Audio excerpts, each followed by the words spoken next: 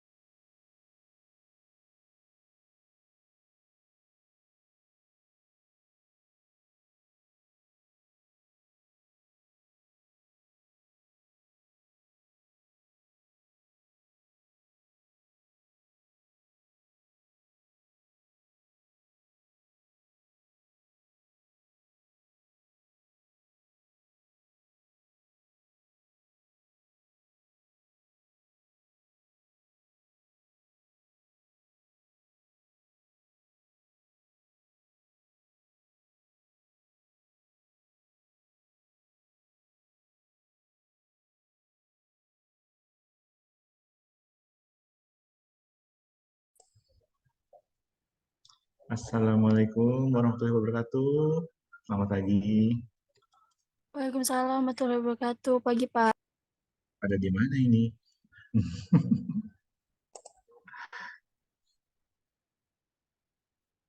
Udah nyampe kampus belum, Intan Kamal? Belum, Pak. Why? Belum, Pak.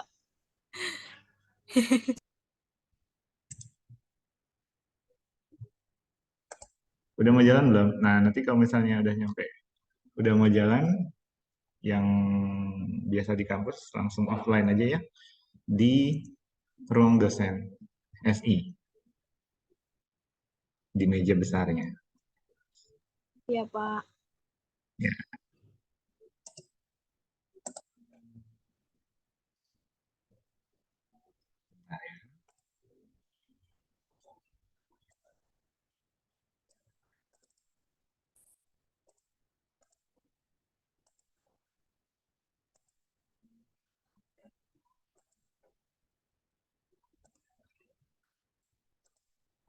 cek, ada suaranya ya?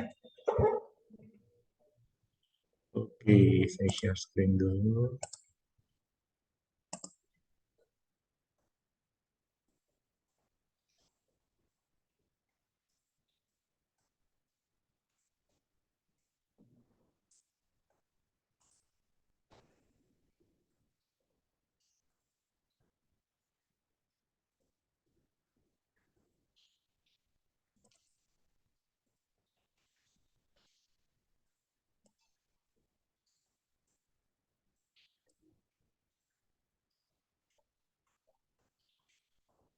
Gak akan terlalu banyak untuk hari ini.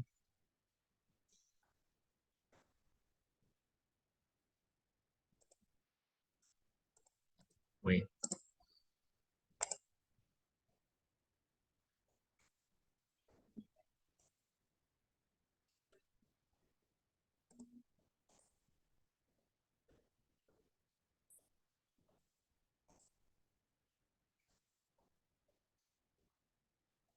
Terusnya sudah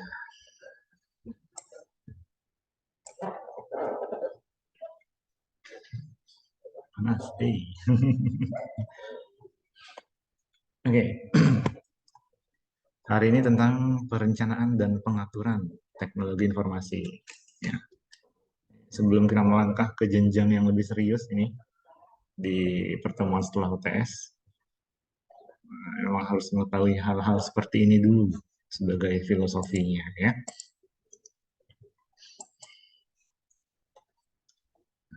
Kita ngomongin soal IT Master Plan, ya, rencana induk teknologi informasi kalau bahasa Indonesianya. Ya, jadi ini kayak kemarin ya, itu dokumen tata kelola. Nah, kalau ini tuh bisa lebih banyak lagi isinya. IT Master Plan. Ya, kita mulai dulu. Nah, perusahaan itu nggak bisa gegabah dalam implementasi. Ya, sebagaimana kita tahu lah, dari awal kan saya selalu bilangin, investasi TI itu mahal. Ya, semua harus diperhitungkan. Cost-nya berapa, cost yang segitu besarnya dapat benefit apa, itu harus dikaji betul-betul dari awal. Nah, perusahaan itu butuh perencanaan yang disebut plan. Jadi ini rencana induknya.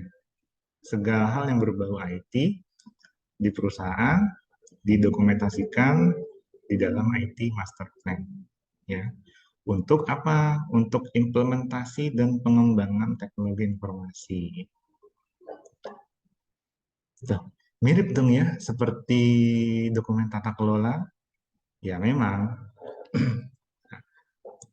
tapi di sana itu lebih ke arah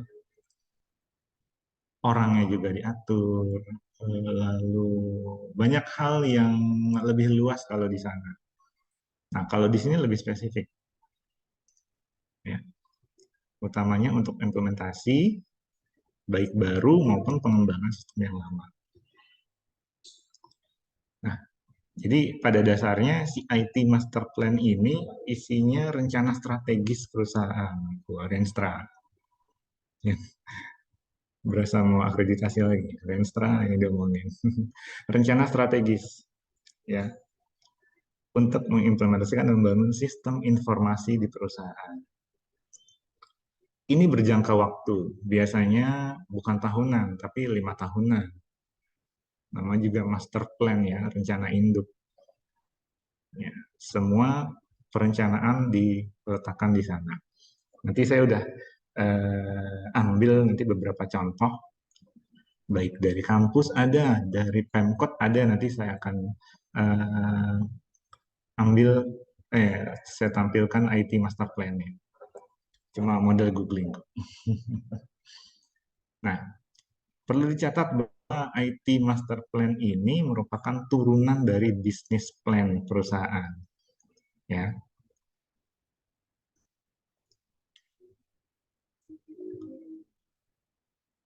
jadi lingkup yang paling generalnya ya bisnis plan-nya, tapi di dalamnya ada IT Master Plan. Bagaimana teknologi informasi diimplementasikan untuk menunjang proses bisnis. Simpelnya seperti itu. Mudah ya? Oke.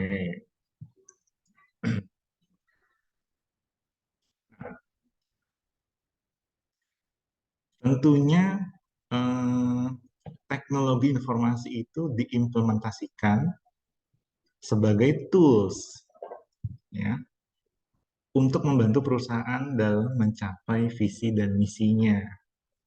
Ya dong, perusahaan udah bayar mahal, tentunya ingin mendapatkan bantuan dari implementasi itu.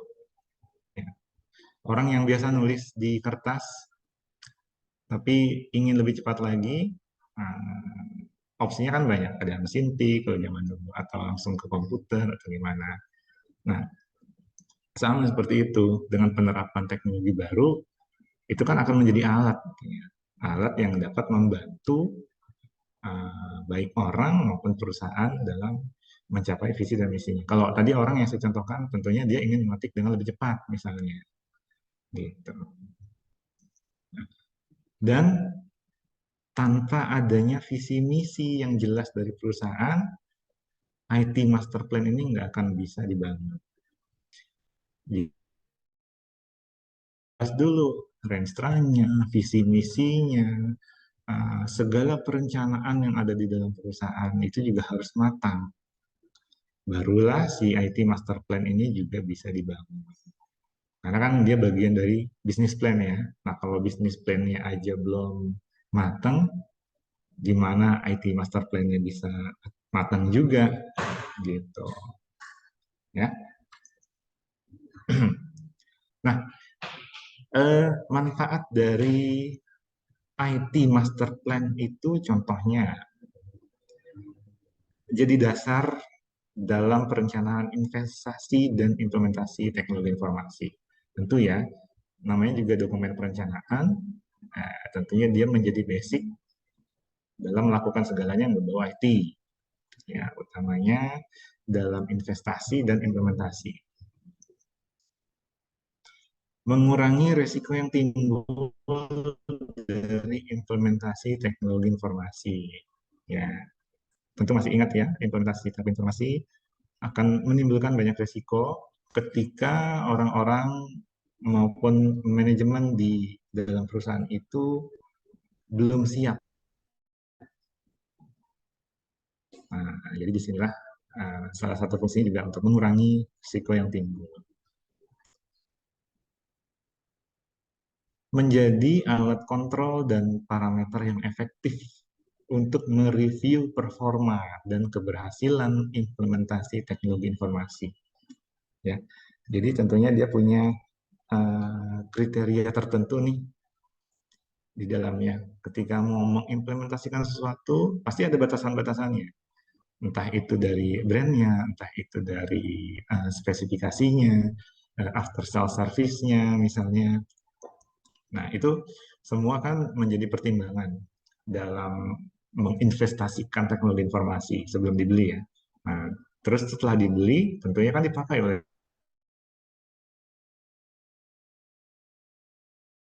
selama dipakai oleh perusahaan, berhasil atau enggak, terbantu atau tidak, pasti bisa terlihat dari benchmark misalnya ketika dijalankan.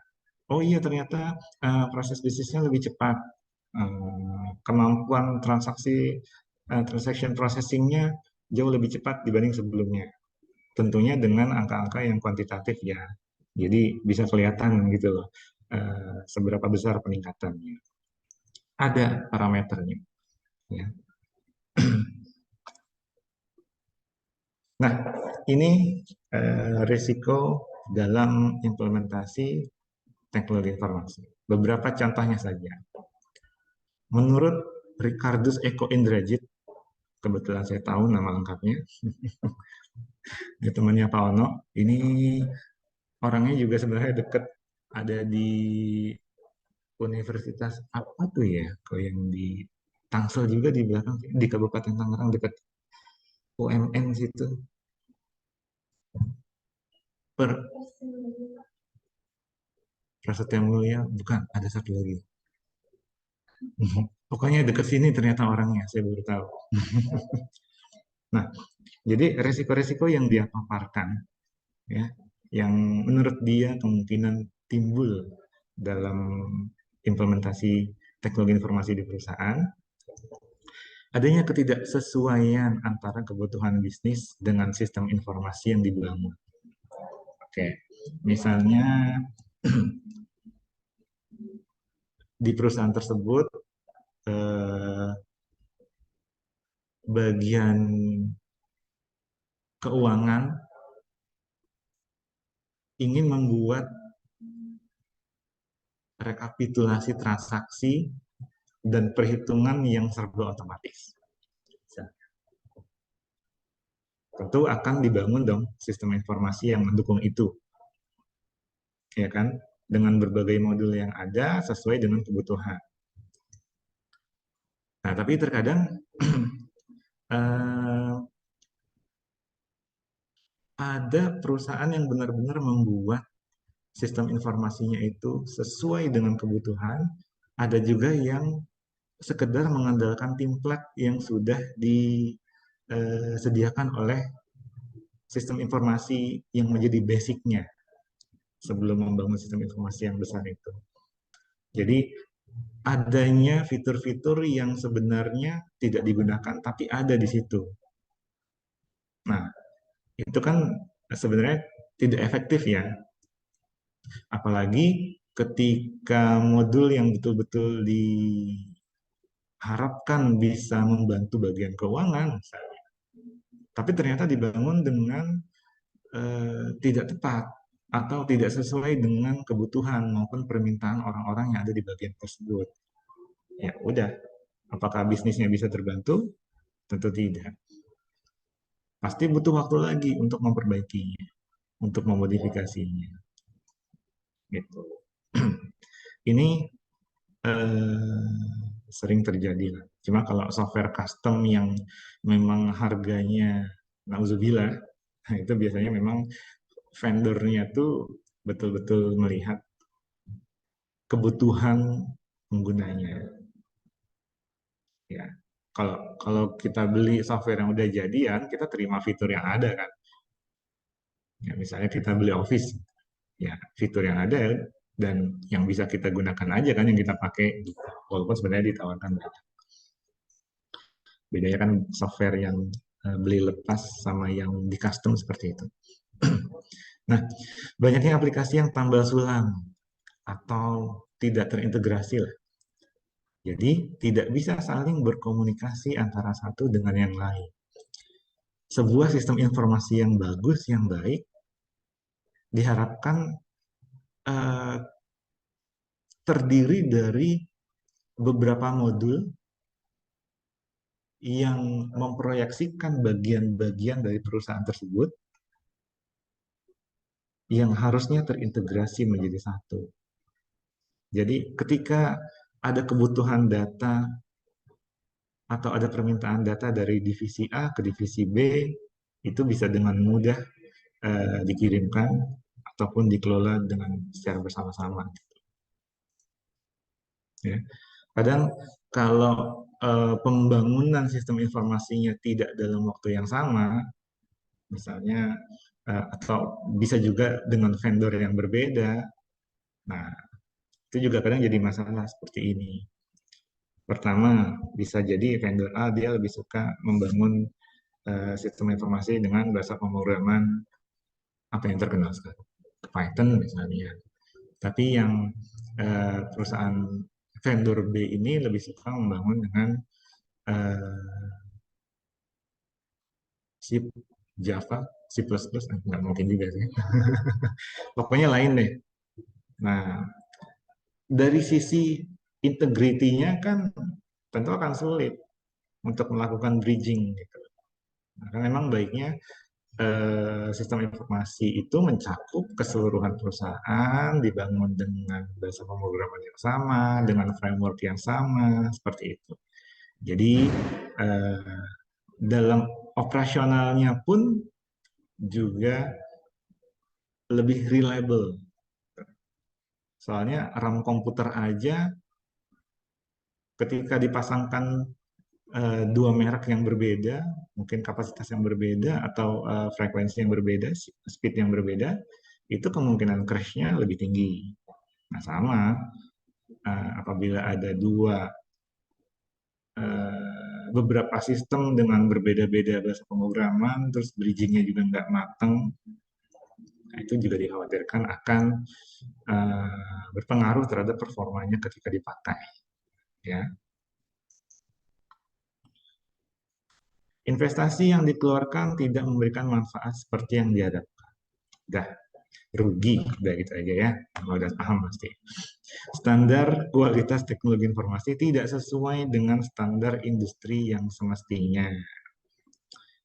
Ya, namanya entah itu membangun sendiri atau menggunakan vendor, itu pasti kan beda-beda standar mereka. Ya. Sekalipun semuanya misalnya disatukan dengan frameworknya ITIL, nah, belum tentu mereka dalam eksekusinya sama juga. Pasti ada kebiasaan-kebiasaan tertentu dalam membangun sistem informasi yang mempengaruhi juga ketika mereka membangun sistem informasi untuk kliennya. Gitu. Ya. Kalau beli lepas sih ya semuanya sama kan dapatnya.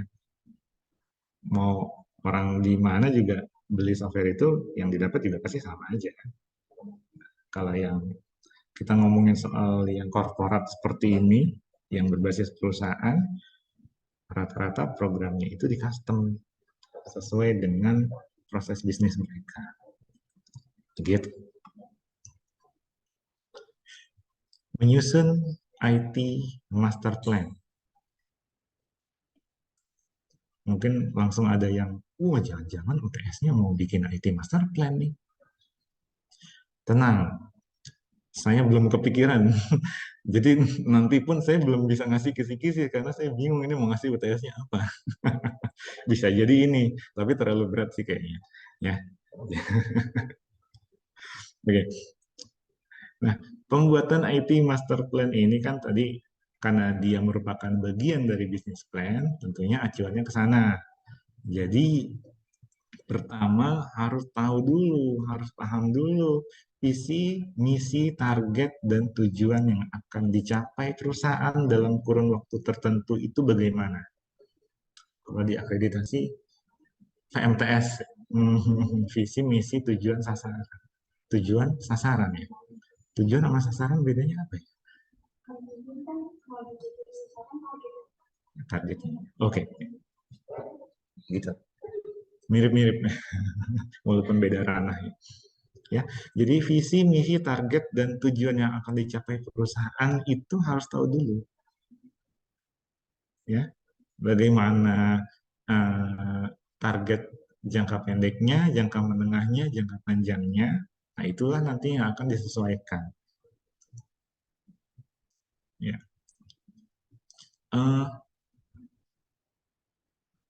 Membeli perangkat laptop untuk admin-admin perusahaan, tapi untuk jangka waktu 20 tahun. Masuk akal nggak?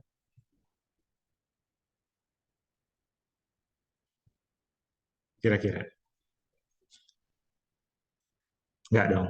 Soalnya kan eh, umur efektif dari si laptop aja kan nggak sampai segitu lamanya. Gitu. Ada teknologi baru juga yang akan terus muncul setelah itu. Di tahun depannya aja mungkin udah muncul yang baru. Oh, membeli sebuah hmm, apa ya istilahnya ya? Membeli sebuah workstation besar, tapi untuk target jangka pendek. Gile, belum balik modal udah diganti lagi kan nggak mungkin juga. Jadi memang harus sejalan dulu dengan si bisnis plan-nya supaya nanti nggak ada miss. Soalnya kalau sampai ada miss dan itu di hal investasi, duitnya ujung-ujungnya nanti rugi gitu. Ya, itu kalau ngomongin duitnya lagi yang lain-lainnya lah ya. Nah, putus-putus nggak? Tulisannya your internet connection is unstable. Nggak kan? Aman ya. Nah, setelah tahu visi, misi, target, dan tujuan, target sasaran. Oke. Barulah itu semua di breakdown secara terperinci tentang kebutuhan informasi bisnisnya itu seperti apa. Ya. Eh, Orang kalau punya tujuan, tentu bisa merencanakan sesuatu kan. Dan ketika merencanakan sesuatu, pasti tahu kebutuhannya apa aja yang harus dipenuhi. Gitu. Misalnya, eh, siapa yang bisa jawab? Cuma satu kalau di hadapan saya. Coba Firly deh. Dia nyalakan mic-nya. Feedback nggak? Nggak. Orang masih mute. Cek. Cek. Misalnya eh, mau apa rencananya? Bukan nikah ya, itu tapi boleh juga lah, biar agak segeran ini.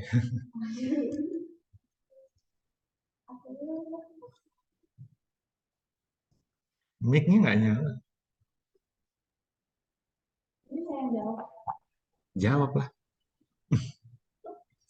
Misalnya mau nikah nih, ya, nikah dikaitkan sama bisnis plan ya. Oke, nggak apa-apa.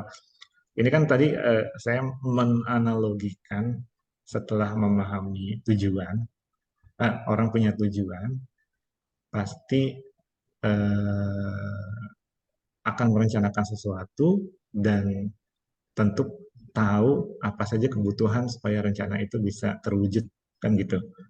Nah, seandainya dalam ranah saya ingin menikah di umur 25 tahun. Nah, misalnya Fahmi juga udah siap-siap mau jawab ini. Oh, kok di kelas lagi Fahmi? Apa saja kira-kira identifikasi kebutuhannya?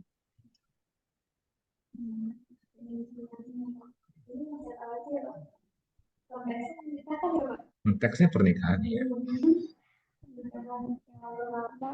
Kita harus mempersiapkan memilih WO. Milih WHO. Oke. Maksudnya,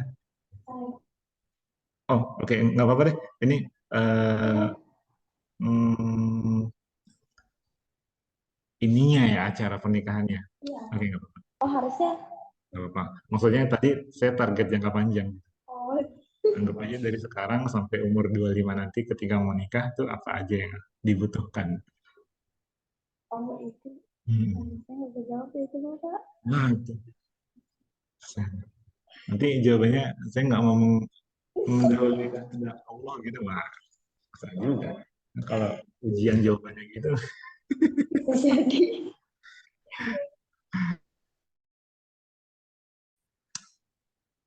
apa ya? planning aja Pak, beli rumah. Beli rumah. Oke, boleh. Kalau beli rumah, untuk jangka panjangnya, setidaknya kan beli rumah, gitu, Pak. Tapi jangka panjangnya, apakah nanti rumah yang akan ditempati itu keamanannya baik, terus terhindar dari bencana alam kan terhindar sih Pak, kayak untuk meminimalisir apakah daerah itu eh, sering terkena banjir atau tidak untuk jangka panjang ke depannya. Oke. Terus eh sampai sama kalau tanah tuh jadi bisa invest atau enggak gitu Pak. Oke. Beberapa parameternya masuk. Ya. Atau mungkin saya tambahin lagi. Beli rumah. Ya.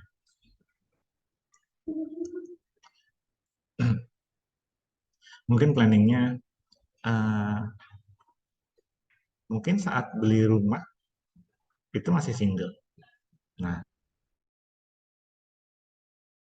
dalam beberapa tahun berikutnya menikah,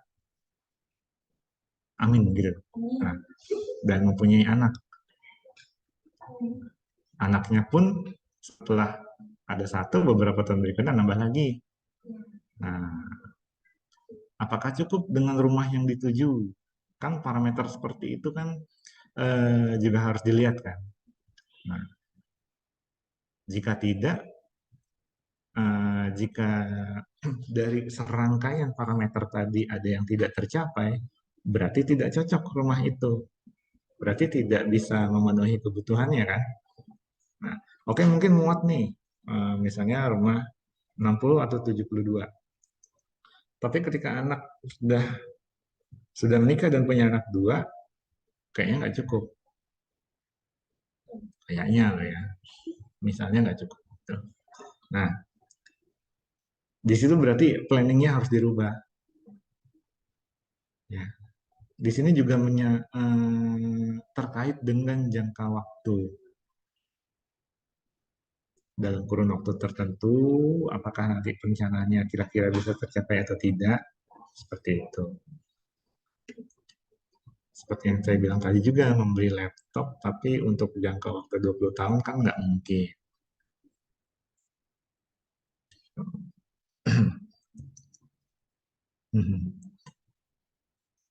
Nah, si kebutuhan informasi bisnis itu akan diterjemahkan jadi penjabaran sistem dan teknologi informasi yang harus diimplementasikan untuk memenuhi kebutuhan tersebut. Jadi, sistem apa nih yang akan dipakai? Teknologi informasi apa nih yang harus dipakai untuk memenuhi kebutuhan itu? Ya, nggak usah dicontohin, itu mau udah tahu. Misalnya ruangannya ada 10 ya tentu kalau orangnya ada 10 planningnya belinya juga 10 kan. Nah, apalagi kalau kita udah mengacu ke hal-hal teknis itu. Pekerjaan admin misalnya yang hanya membutuhkan pekerjaan office, cukuplah dengan misalnya Pentium kelasnya atau i3. Nah, tapi ada di bagian tertentu lagi harus diimplementasikan teknologi informasi juga untuk menunjang kegiatan mereka dalam edit video misalnya. Kan nggak mungkin pakai komputer yang dirancang untuk admin tadi, ya kan? Pasti butuh spesifikasi yang lebih tinggi lagi. Prosesornya lebih kencang, VGA-nya juga lebih tinggi kelasnya. Gitu. Jadi akan ada perbedaan di situ. Belum lagi misalnya sistem yang akan dipakai. Oke, misalnya sama-sama Windows, tapi yang buat edit video nih isinya cuma program-program Office doang. Nggak mungkin dipakai juga kan? Nggak tepat. Tentunya harus diisi yang sesuai dengan kebutuhan, misalnya kayak Adobe Premiere atau Pinnacle Video Studio, Filmora, dan lain-lain. Intinya yang terkait dengan kebutuhan si pengguna tersebut. Jadi di sini akan dijabarkan sistem apa yang akan dipakai, hardware software-nya bagaimana, ya, terus penunjangnya bagaimana, supaya kebutuhan tersebut bisa tercapai. Ya, keburu disebut ya. Nah, kemudian diterjemahkan secara teknis menjadi kebutuhan software dan hardware-nya. Ya, tadi udah dijelasin ya. Nah, dan dijabarkan pula gimana perusahaan mengelola berbagai sumber daya yang ada, mulai dari aspek organisasinya, personelnya, maupun si software dan hardware yang akan diimplementasikan itu. Ya,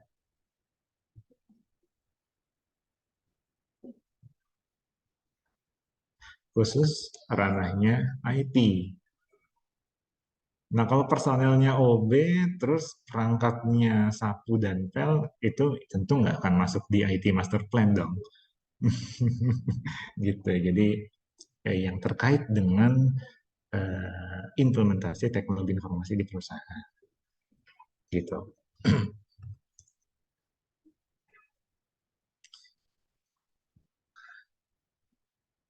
IT Master Plan yang baik itu berisi, sama ya, saya nggak pakai green screen tapi pendahuluan yang menceritakan kondisi saat ini.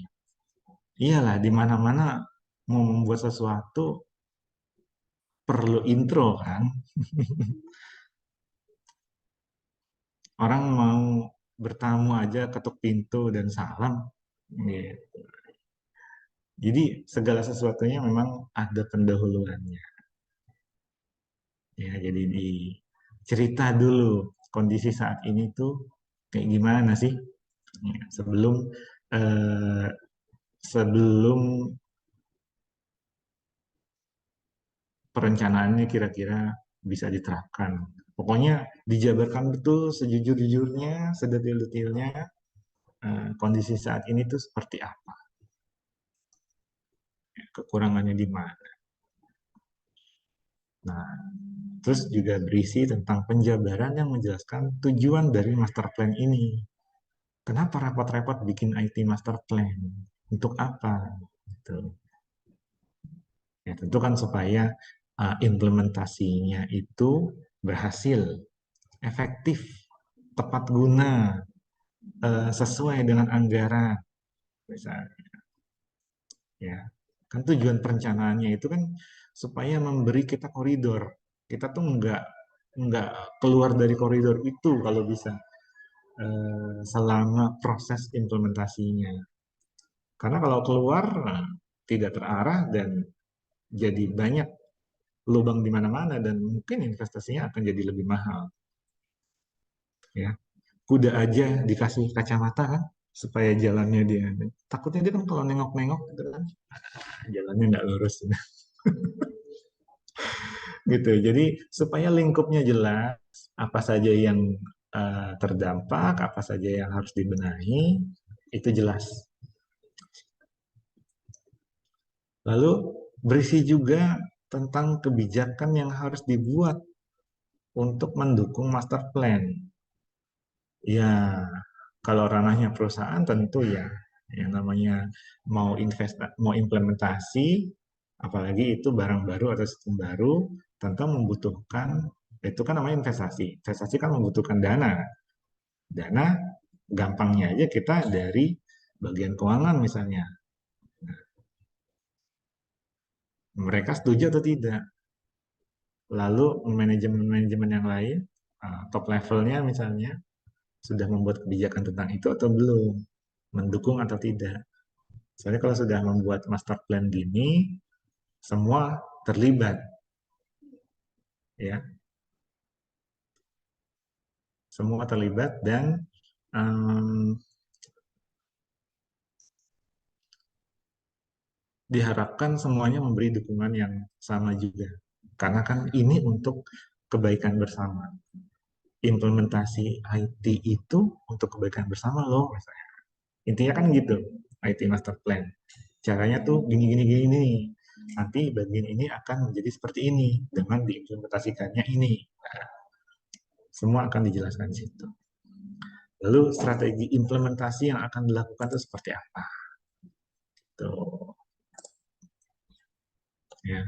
strategi-strateginya semua dijelaskan di situ, yang diterapkan di situ. Mungkin disertakan juga dengan analisis SWOT. Pokoknya kan bisa dengan beberapa tools ya. Mungkin paling gampang pakai SWOT lah, biar bisa mengidentifikasi kekuatan dan kelemahan ya, beserta kesempatan dan threat. Threat itu apa, saya lupa. Begitu. Saya udah lama nggak pakai SWOT soalnya. Tapi di mana-mana itu masih dipakai kok. Ancaman, ya, threat itu ancaman. Kalau semua itu teridentifikasi kan enak. Makanya itu sering dipakai lah. Dalam ini pun dipakai dalam penulisan karya ilmiah, penelitian itu kan dipakai juga. Jadi biar tahu parameternya. Apakah uh, menguntungkan dan nggak punya ancaman, ataupun ternyata banyak kelemahan ancaman tapi tidak menguntungkan. Itu ya.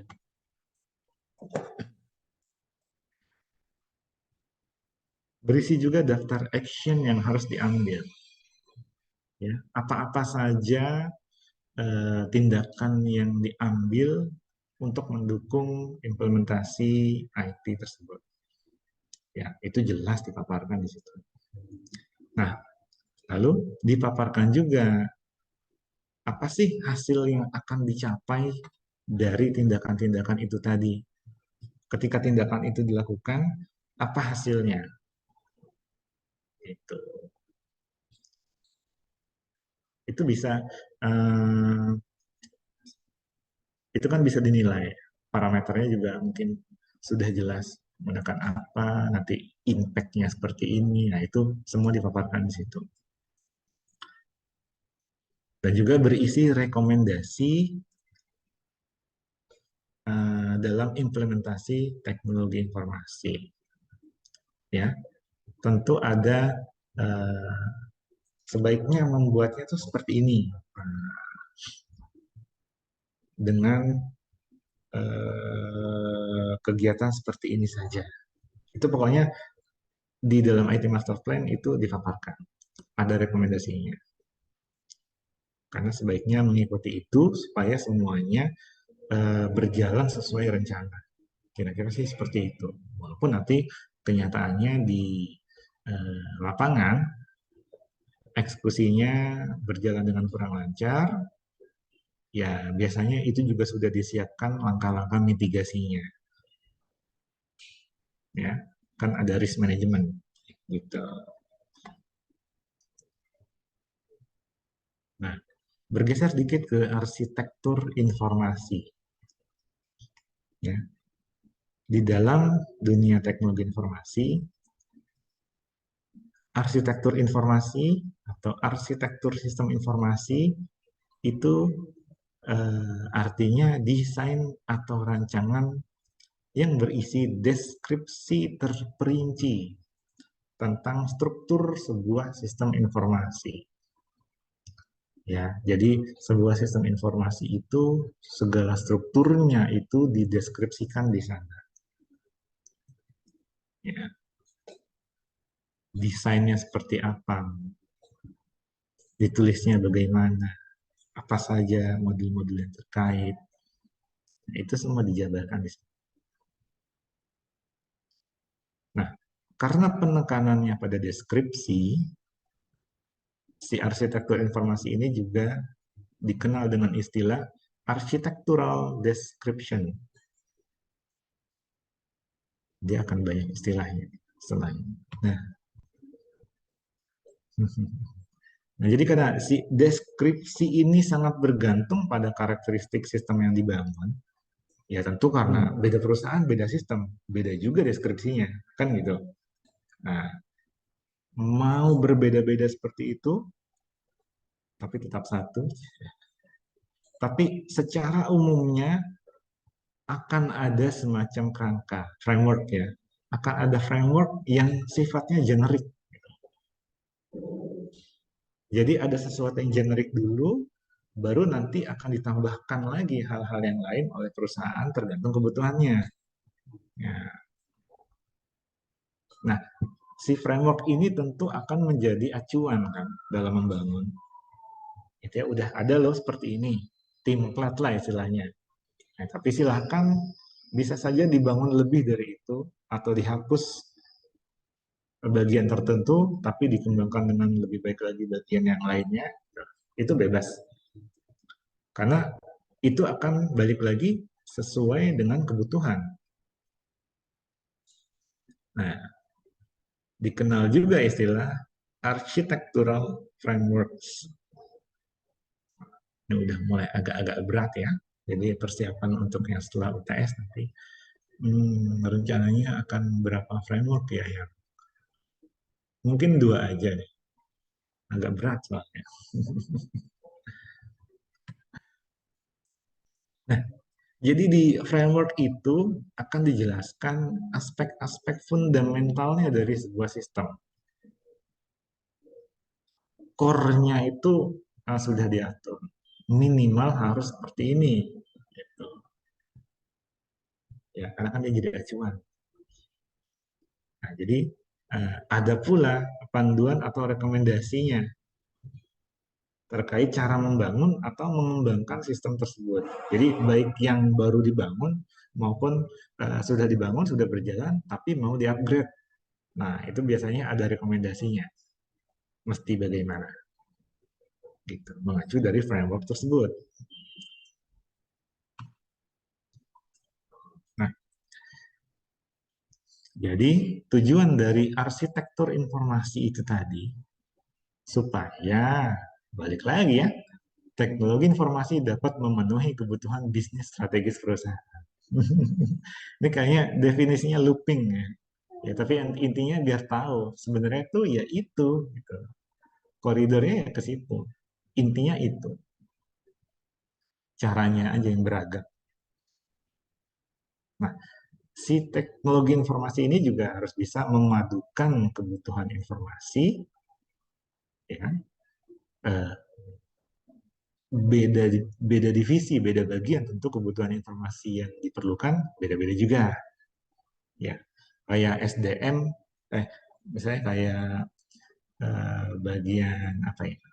Bagian SDM tapi mendapatkan data tentang penjualan.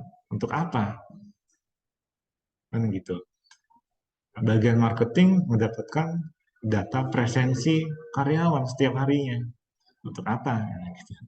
Jadi kebutuhan-kebutuhan itu harus terdefinisikan dengan jelas dulu, bagian apa yang membutuhkan informasi apa, itu harus jelas dulu, dan semua itu harus dipadukan di dalam sistem. Lalu komponen-komponen yang terkait, apa saja, gitu. Karena memang dari banyak modul yang menjadikan satu kesatuan sebuah sistem informasi, tentu walaupun mereka terintegrasi, tidak berdiri sendiri-sendiri kan. Pasti ada yang sharing lah database-nya. Pasti ada bagian tertentu, uh, data tertentu yang juga dibutuhkan di bagian lain. Tentu misalnya kayak nick karyawan dan nama karyawan, kayaknya semua bagian perlu. Gitu. Misalnya sih seperti itu.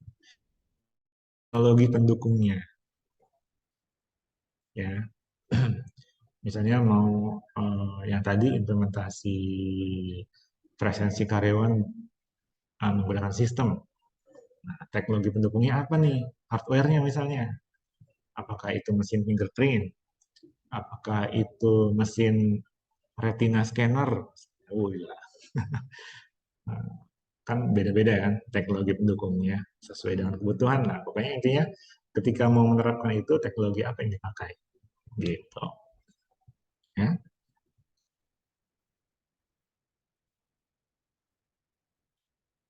Nah, jadi selain yang dikeluarkan oleh IEEE, Institute of Electrical Engineer, jadi ada beberapa framework arsitektur informasi yang diusulkan para ahli pengembangan sistem.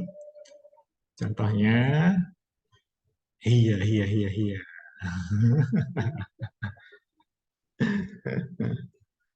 Sabar, nggak ke sono kok. Ya, ada yang pernah dengar? Salah satunya yang mana? Iya, togaf tuh yang kalau wisuda ya. Oh, itu toga. Oke, oke. Dipelajari juga. Ah, dari yang tentang internet. oke. Ya, saya pun kalau dari empat ini ya memang togaf yang lebih ini ya, lebih familiar. Kalau yang lain entah siapa yang pakai. Tapi intinya ini kan dari zaman dulu ya. Jadi berdasarkan rekomendasi para ahli cuy, ini untuk arsitektur informasi. Tapi kalau udah ngomongin tata kelola udah beda lagi. Ya, ada ITIL, ada ISO berapa ya. Nah, terus ada COSO, ada COBIT, ada itu beda lagi. Dan yang kita pelajari adalah itu tadi yang saya sebut, bukan yang ini. Gitu.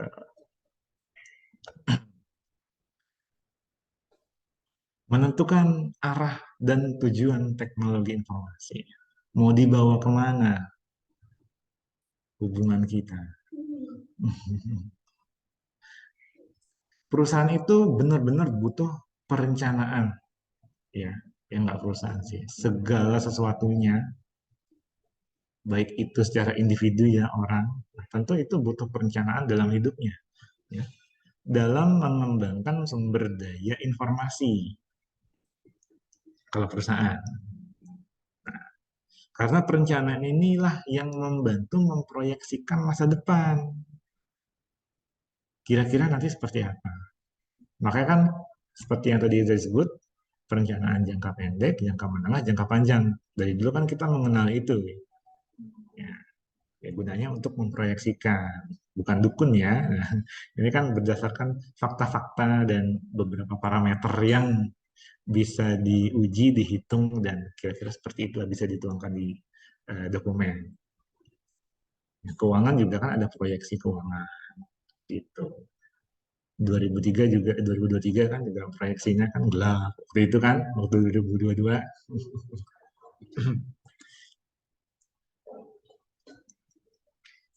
Nah, dan juga membantu penentuan keputusan.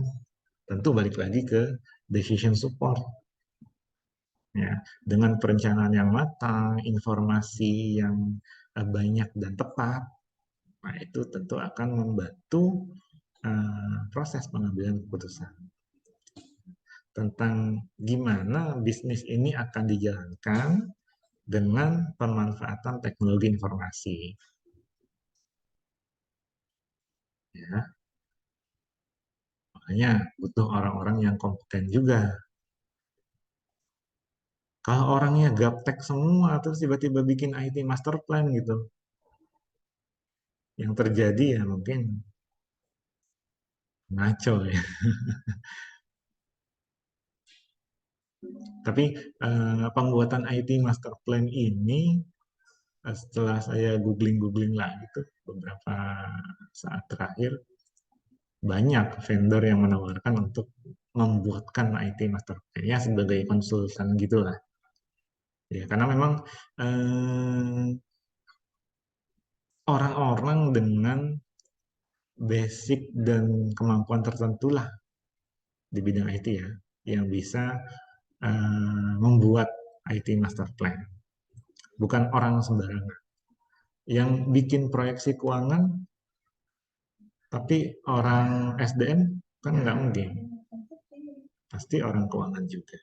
Yang dia misalnya lulusan akuntansi, terus sertifikasi perpajakannya udah lengkap, gitu. Sesuai kompetensinya. Nah, ada pula perusahaan yang ingin dapat berbagi informasi dengan pihak lain, tidak tertutup. Misalnya ke supplier, atau ke pelanggan memanfaatkan teknologi informasi.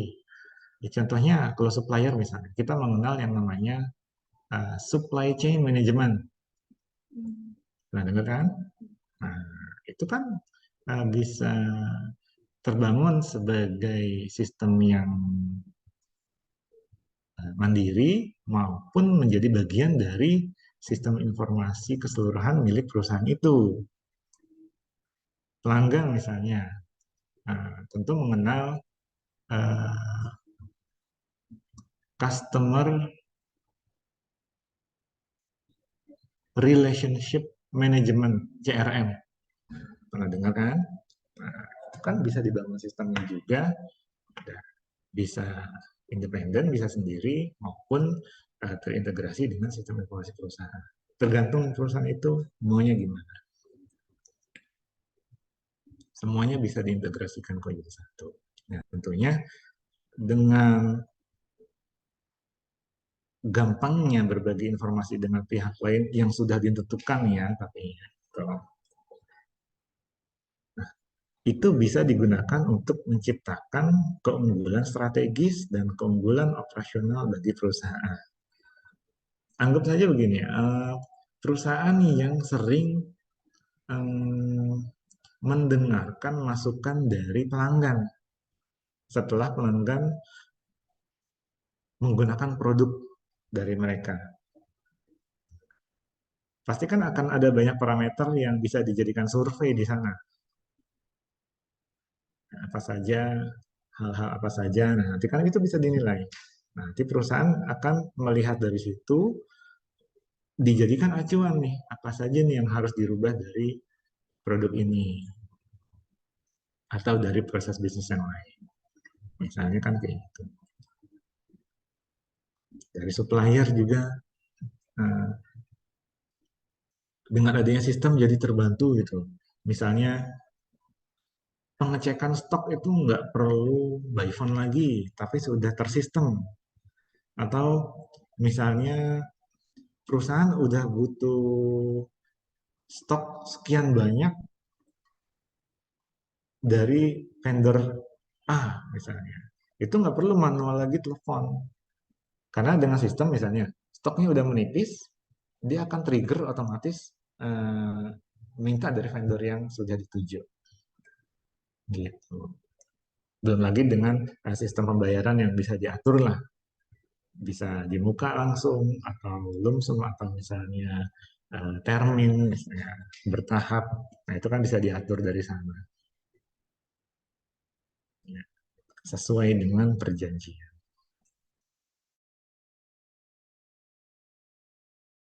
Tergantung seberapa effort dan kreativitas dalam membangun sistem itu.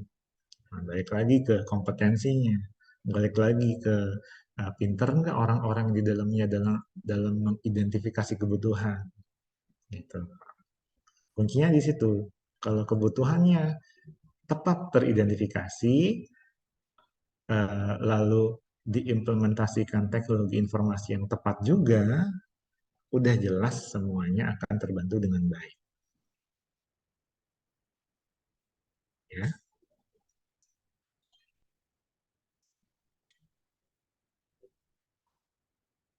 paham? Paham melit-melit?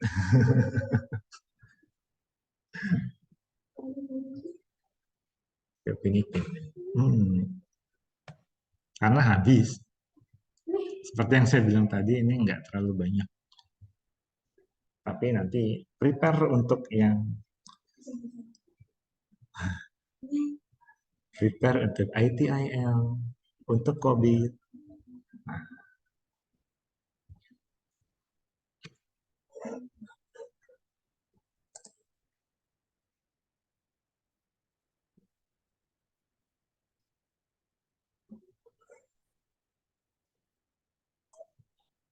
ini yang nggak ada tuh Aulia ya. Cuma Aulia yang nggak ada. Oke. Ada pertanyaan?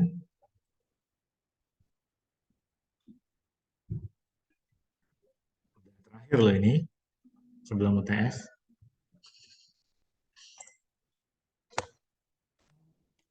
Monggo, mangga.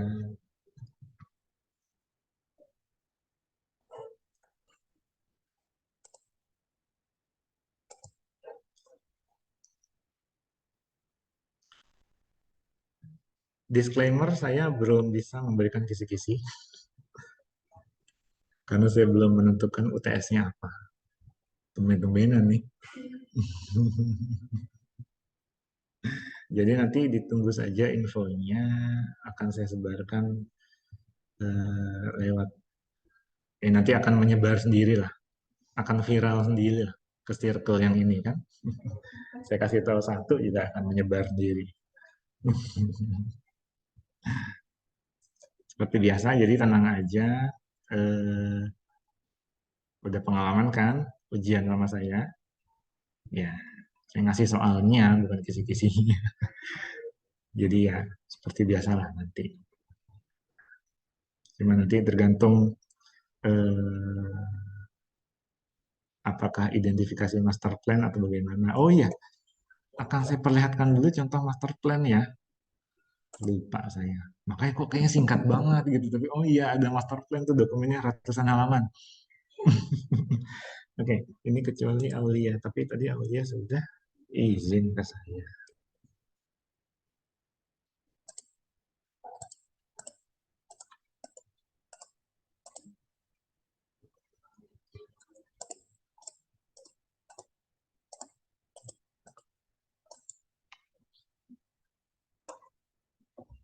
Bentar ya.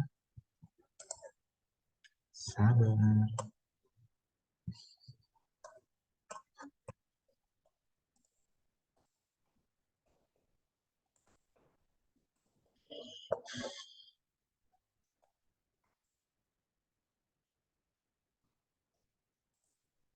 Screen. Bah.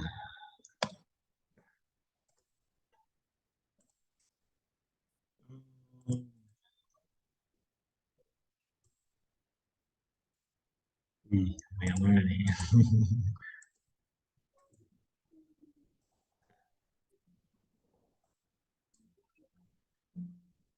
Sesama kampus deh ya. Kita lihat IT Master Plan-nya Universitas Indonesia untuk jangka waktu 2015 sampai 2019.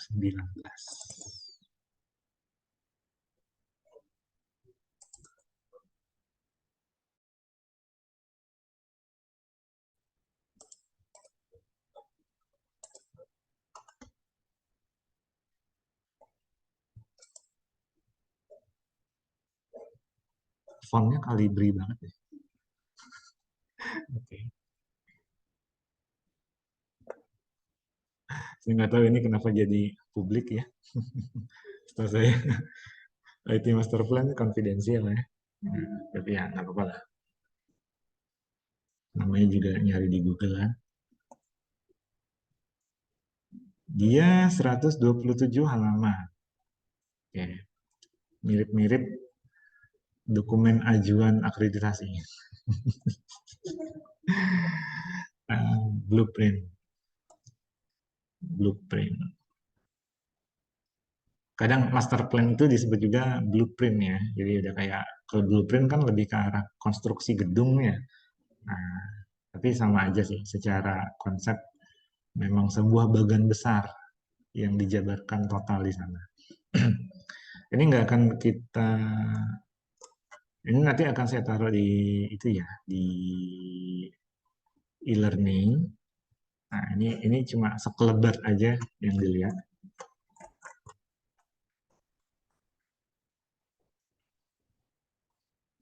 Prinsip-prinsipnya itu ada identifikasi kebutuhan pada primary activity, pada support activity. Nah, itu. Mau dipetakan juga, terus arsitekturnya gimana, rancangan, topologi jaringannya juga, peta jaringan, peta titik akses. Nah, kira-kira seperti itu tuh. Struktur organisasinya seperti apa. Ini kan biasanya memang ada divisi tertentu yang dikhususkan untuk mengelola IT gitu, di sebuah perusahaan. juga dianalisis kesenjangannya ya pada setiap ranah ini. Kita lihat. Ada roadmap-nya juga, tentu ya, biar lebih mudah dilihat. Lalu program kerjanya itu seperti apa?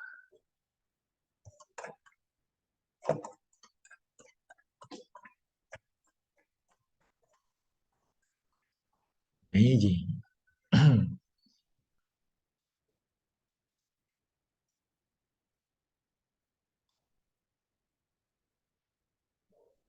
Oh, ada IKU. Oh, ini kaitannya juga untuk ini, akreditasi. Untuk nilai kampus. Ya, memang sesuatu yang diimplementasikan itu kan kalau bisa memang meningkatkan value dari kampus kan. Jadi ketika dilakukan akreditasi, nah, jadi nilainya tinggi dan tinggi hasil akreditasinya juga. Mereka mengacu ke IKU, indikator kinerja utama yang menyebutkan terwujudnya IT Master Plan Kampus UI untuk mencapai e-kampus. Jadi dokumen ini sudah ditulis di Renstra-nya mereka, rencana strategis, mau bikin supaya UI itu jadi e-kampus. Jadi akan apa saja yang akan diimplementasikan pasti akan dituangkan di sini. Rencana induk teknologi informasi terakhir yang dimiliki oleh UI dikeluarkan tahun 2000. Makanya sangat penting. Ini kan juga sesuatu yang men-trigger kenapa harus membuat master plan IT. Gitu.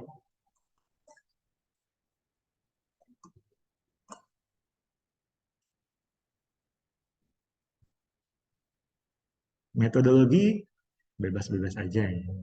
Mereka ada assessment, ada perancangan blueprintnya, analisis kesenjangan, ada gap analisisnya dulu, lalu penyusunan roadmap. Lebat aja ya.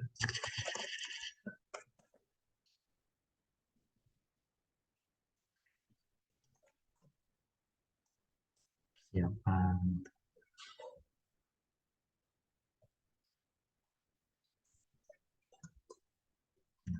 Aktivitas-aktivitas inilah yang nanti akan dibantu oleh implementasi teknologi informasi. Gitu. Pengenalan perpustakaan, pengelolaan tenaga kerja, pemasaran, SDM. Siakat ada nggak nih?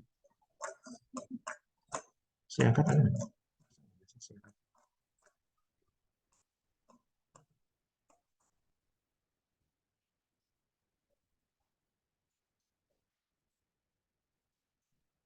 Ini pasti mencakup si akad juga di dalamnya. Yakin nggak ya? Pasti.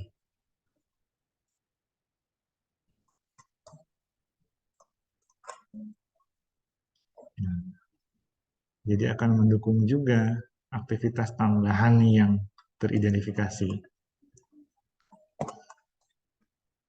Mana yang ikan ya?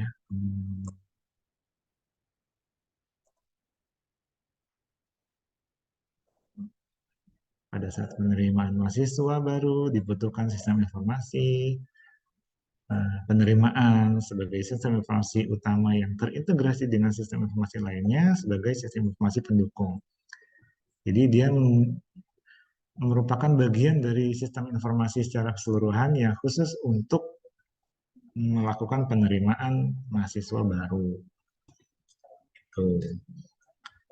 Karakteristiknya apa aja tuh sistem, stakeholdernya siapa aja dan mereka ngapain. Merekam data calon peserta adaptif dalam skema penerimaan, dapat analisis seleksi calon mahasiswa, apa yang dipakai sistem utamanya, seperti penerimaan, pendukungnya kemana, kan pasti datanya akan dilempar ke sistem informasi akademik juga kan, lalu terkait dengan pembayaran juga ke sistem informasi keuangan. Ya,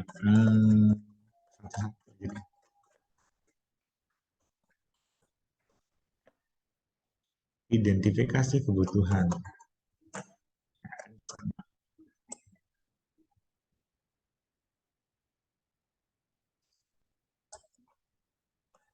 peta kebutuhan sistem informasi.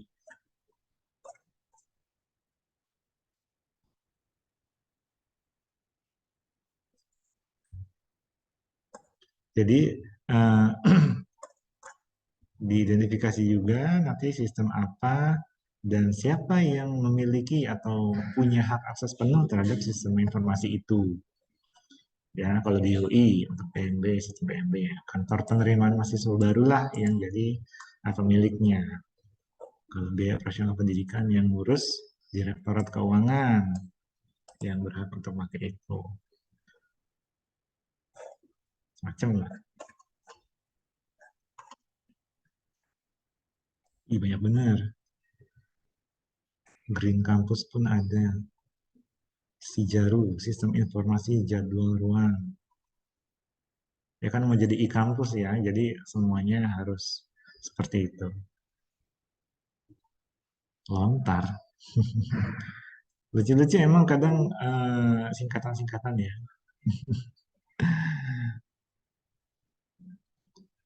Oke.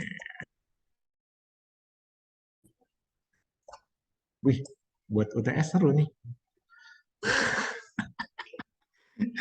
Nggak, jangan ya. Jangan ya. Jangan.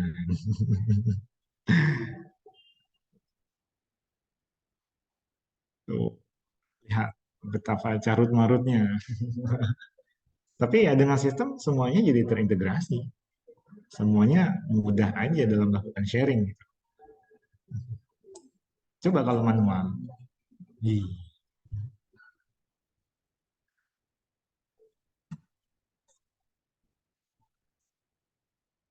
topologi jaringannya juga dipampang di sana. Oh, topologi jaringan kampus Salemba gimana? Oh, yang lingkupnya lebih kecil juga kampus biasanya. Jaringannya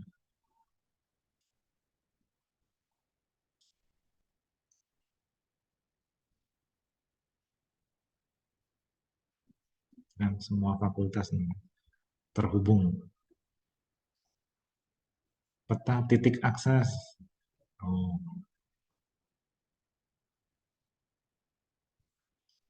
peta infrastruktur fisik. Nah,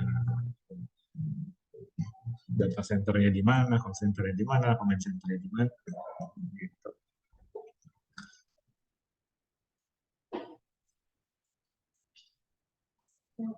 Jangan ya, mabok ya. Ini juga nggak mungkin sendiri ngerjainnya kan tim besar ini yang ngerjain seperti ini.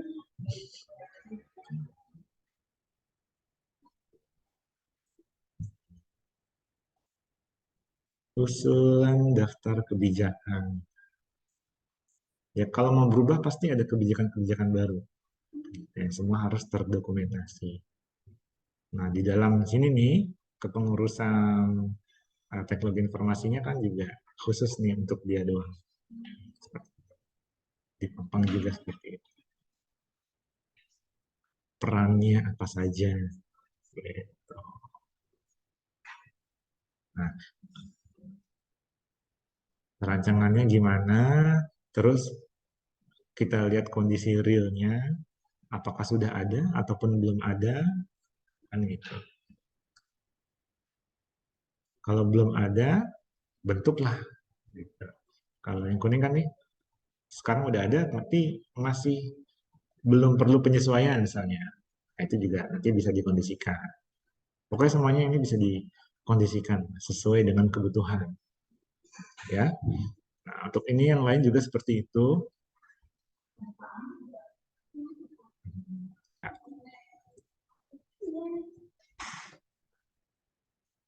di sini juga bisa terlihat nih, ini ceritanya dari fakultas-fakultas yang ada. Apakah jenis bantuannya sampai ke tahap koordinasi, dibantu banget atau cukup yang teknisnya aja. Nah, itu juga diidentifikasi.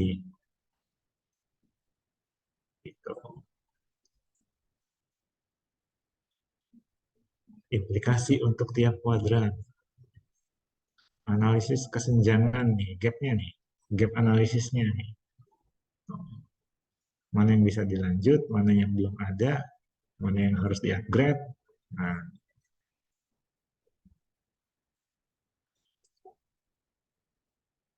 jangan keuangan penerimaan.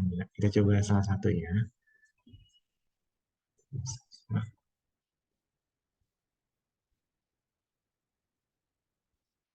hmm, ribet juga UI ya. Nah, ini aja nih. Sistem informasi kemahasiswaan. Nah, yang karennya apa gitu. Semua dijabarkan. Oh, ternyata di dalam sistem informasi kemahasiswaan saat ini tidak ada integrasi dengan data keuangan. Tidak ada pencatatan prestasi non-akademis. Tidak ada integrasi dengan akreditasi universitas. Nah, itu kan sesuatu yang bisa dirubah, yang bisa ditingkatkan. Nah, makanya untuk mencapai itu, diterapkanlah strategi-strateginya. Ya. Standarisasi format data. Adanya sistem inovasi yang mendukung pengelolaan alur prestasi mahasiswa. Fasilitas untuk memonitor manajemen surat izin pendanaan. Supaya future-nya nanti bisa tercapai nih yang seperti ini. Bisa merekam profil non-akademik sejak masuk dari universitas sampai jadi alumni. Terintegrasi dengan sistem informasi keuangan. Kan tujuannya seperti itu. Makanya karena ada banyak perbaikan, di situ statusnya improvement. Gitu. Ya. Nah, kalau ini statusnya new nih. Karena memang belum ada sistem informasi manajemen audit. Karena belum ada, makanya dibuat baru kan. Nah, strateginya apa aja, dan itu untuk apa future-nya nanti di kedepannya. Nah, karena dia dari belum ada menjadi ada, makanya itu dia strateginya baru. Itu improvement. Tentu nggak ada yang downgrade ya. Improve, improve, new. Ini ada lagi new. Belum ada sistem informasi monitoring aplikasi dan infrastruktur teknologi informasi. Oh, ya, ribet. Ini juga belum ada. Pengelolaan kebijakan juga belum ada. Mungkin selama ini masih berdasarkan rapat-rapat dan pencatatannya ya hanya lewat notulen-notulen aja gitu. K3L juga belum ada. Perpustakaan udah ada, tapi improve. Manajemen bencana, wah, disaster manajemen. Nerapin itu juga ya. Oke, good.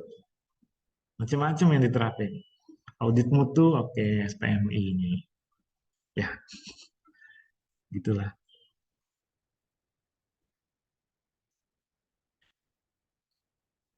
Ini mungkin kalau dilihat sekarang tuh ribet.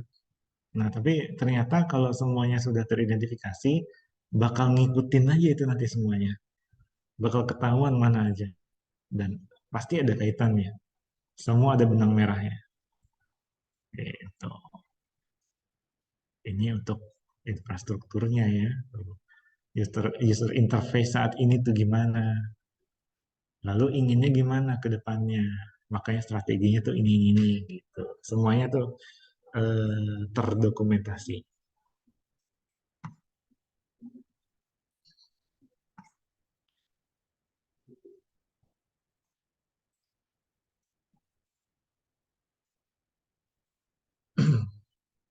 Topologi, pengembangan infrastruktur.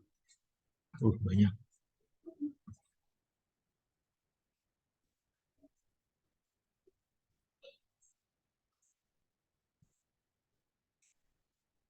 Program kerja. Oh, program kerja. Jadi rencananya di tahun ini untuk penerapan apa, di tahun sekian untuk penerapan apa. Makanya mungkin di 2018-19 ya semua udah bisa kan, jadi ya nggak perlu penerapan apa-apa lagi. Justru untuk persiapan master plan yang baru nanti, gitu, yang 2020 sampai 2024-nya misalnya. Jadi itu deh. Sulit untuk saat ini, apalagi ini lingkupnya kan luas ya, UI. UI udah sebegitu besarnya kan, dan banyak fakultas aja banyak banget. Mungkin kalau lingkupnya diperkecil akan lebih mudah. Cuman saya dapatnya ini. Kalau yang Pemkot apa nggak lebih mabok lah gitu.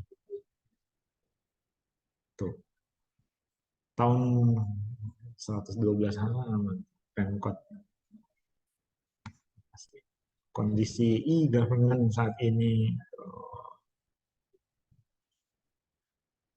si pesat, SIM 1, Mapatda, Simbada, Simbada, Simpus, Sintok. Nah, yang mereka men, ini yang dulu ada nih, yang sedang ada sekarang.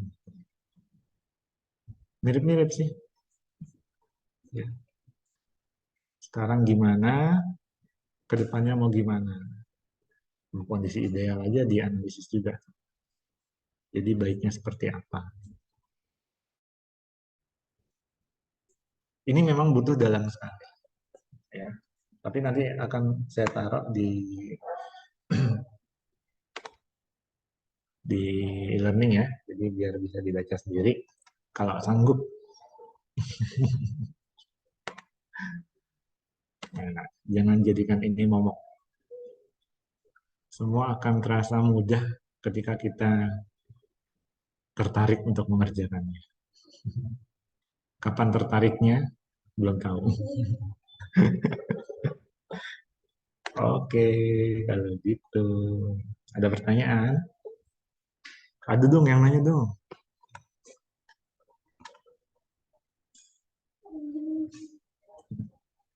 Minggu depannya merah kan? Pas minggu tenang. Ada pertanyaan tidak? Tanya apa kayak gitu? Tapi yang jawab yang lain ya. Saya udah ngomong terus dari tadi.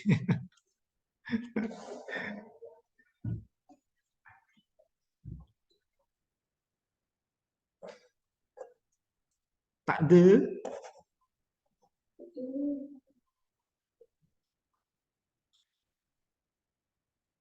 Cuman budak-budak kecil nih. Sering nonton Ipin-Ipin. Ipin-Ipin. Nggak ada ya? Oke.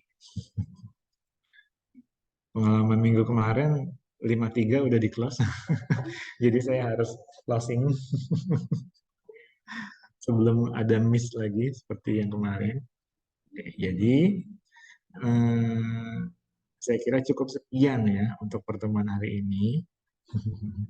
Mudah-mudahan bisa diserap dengan baik karena akan makin pusing nanti ke belakangnya. Tapi tenang aja, kita pelajari pelan-pelan ya. Nah, mengenai sekali lagi mengenai kisi-kisi soal maksudnya itu nanti akan saya kabari, nanti akan disebar ya melalui teman-teman. Lalu pasti udah biasanya kalau saya kabarin tuh udah muncul juga di e-learning. Jadi ya kalau bisa begitu dikabari segera dikerjakan. Saya memberi tenggat waktu yang lama bukan berarti untuk bermalas-malasan, ya. Karena ada aja yang udah dikasih tenggat waktunya lama, masih telat juga terrecordnya di e-learning. Ya, mudah-mudahan tidak seperti itu. Ingat, ini udah semester 6, sebentar lagi jam 10. Nggak nyambung deh. Ya, sebentar lagi sudah mau 7-8 selesai. Mudah-mudahan pada lulus tepat waktu semua, jangan aneh-aneh. Pak Aziz mau tanya Pak Aziz. Ya, Fahmi. Ini e-learning kok kosong ya Pak? E-learning kosong. Oh, Di sini Ah, cuma ya. ada knowledge management reguler. Apa yang lainnya kayak gitu apa gimana sih? Ada berapa mata kuliah yang teridentifikasi semester 6 ini yang ada di e-learning? No activities action. Itu Tunggu.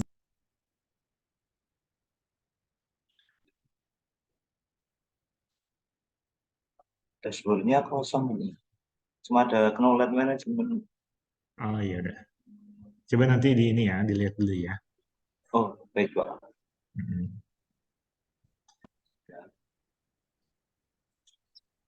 Diingetin. Oke, ada lagi?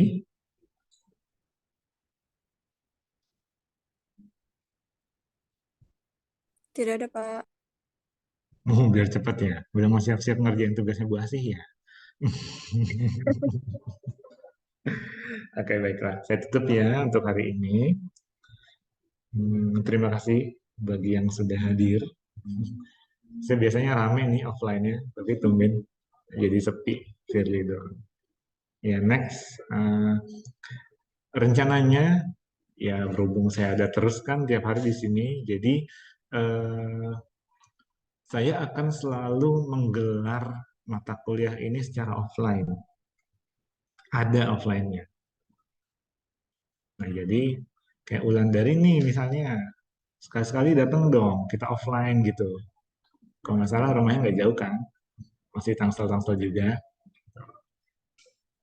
ya.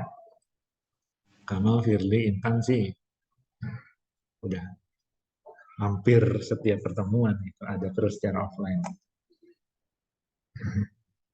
Atau Iya, Fahmi Pak. itu dari Jogja,